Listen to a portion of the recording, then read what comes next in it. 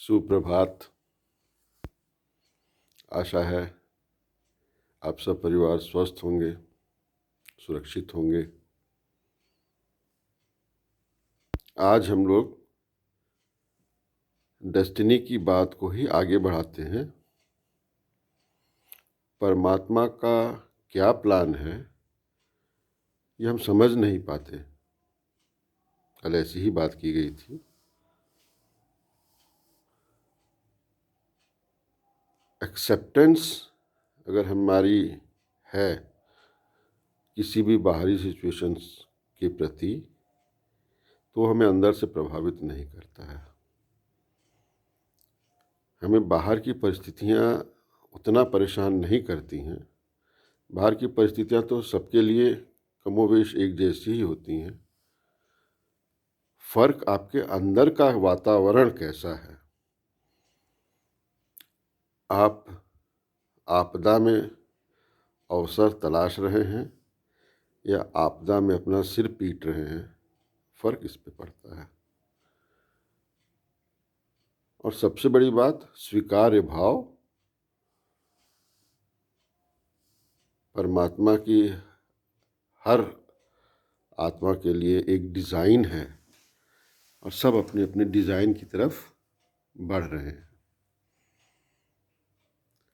आज फिर एक कहानी याद आ रही है जिसके माध्यम से इस भाव को बड़ी आसानी से हम समझ पाएंगे। राजा की कहानी। एक राजा था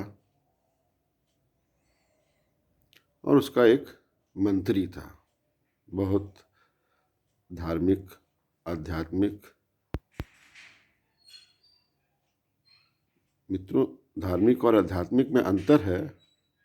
इस भेद को फिर कभी चर्चा करेंगे, लेकिन वो धार्मिक भी था और आध्यात्मिक भी था।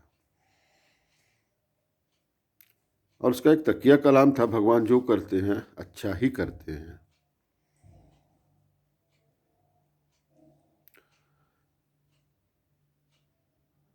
एक दिन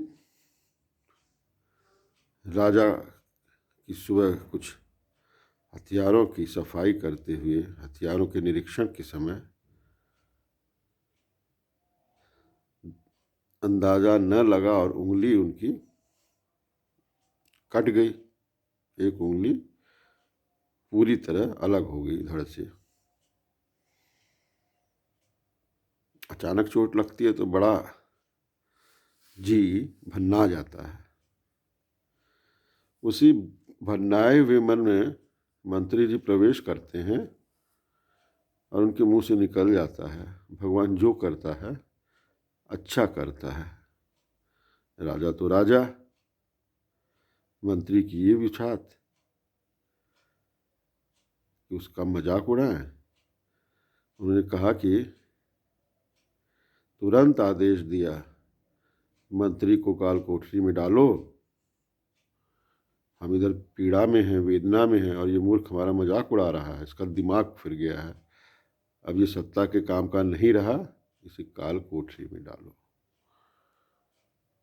भैया काल कोठरी में डाल दिया गया उन्हें।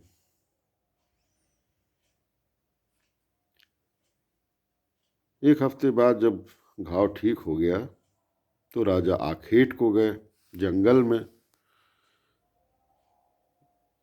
अब जंगल में वो अपनी टीम से गए बिछुड़ और काफ़ी अंदर जंगल में पहुंच गए। वहाँ मिल गए उन्हें कबीले वाले, कनाइबल्स, जो आदमियों को भी खाते हैं। उन्होंने हट्टा कट्टा आदमी देखा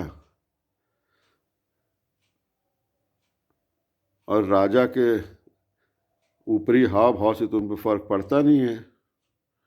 राजा होंगे वो अपने लिए, उनके लिए तो शिकार थे। बांस पे बांधा, कुल देवता के सामने ले गए। अब राजा की तो भाई कोई भी होगा उनकी जगह वही हाल होगा जो राजा का हो रहा था। नाच गाने के बाद शाम को बलि की उनकी योजना बनी। बलि के लिए कुल के सरदार के सामने उन्हें पेश किया गया, नहला हाथ धुला के। कुल देवता के सामने बलि होनी थी सरदार के द्वारा। सरदार टीका लगाते और उसके बाद बलि होती। नहलाने धुलाने के क्रम में एक सेवक ने देख लिया कि ये तो अंग भंग हैं, कुल देवता को ये नहीं चढ़ सकते। सरदार को जाके सूचित किया। सरदार ने कहा जब बलि नहीं चढ़ सकती तो उसको छोड़ दिया जाए,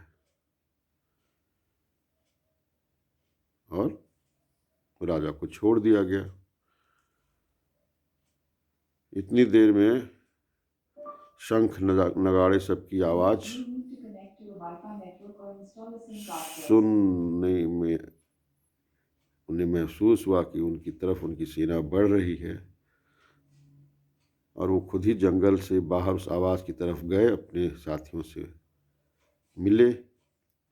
अब जब घर गए तो उन्होंने मंत्री को तुरंत बुलाया, गले लगाया, माफ़ी मांगी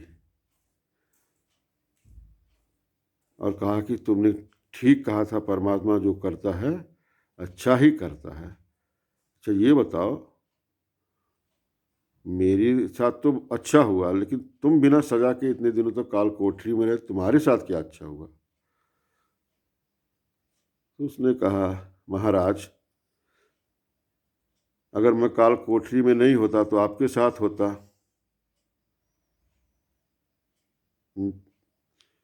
अंग भंग मेरा तो कोई था नहीं, आपकी जगह मैं बलि चढ़ता। परमात्मा जो करता है अच्छा करता है। हर परिस्थिति में हम कुछ सकारात्मक ढूंढ सकते हैं, हमें ढूंढना चाहिए। धन्यवाद।